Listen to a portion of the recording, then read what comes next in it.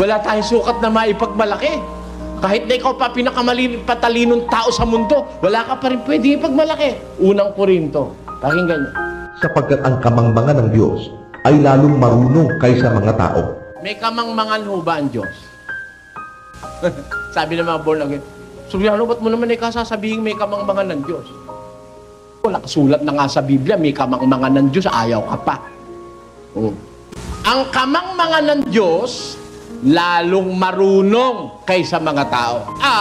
At ang kahinaan ng Diyos ay lalong malakas kaysa mga tao. May kahinaan ng Diyos o wala? Yung iba, pagka sinabi mo, may kahinaan ba ang Diyos? Ay, wala, malakas yun eh. Diyos yun, makapangyarihan sa lahat, magkakaroon ng kahinaan yun. Nasa Biblia, may kahinaan ng Diyos. Kaya lang, yung kahinaan ng Diyos, lalong malakas kaysa sa mga tao. At yung kamangmangan ng Diyos, lalong marunong kaysa mga tao. Kaya, ikaw na ang pinakamarunong na tao sa mundo, mangmang ka pa rin para sa Diyos. Bakit? Yung karunungan mo, pinakamangmang ka lang sa Diyos. Ano po ibig kong sabihin, mga kapatid? Tayo kahapon lang pinanganak eh.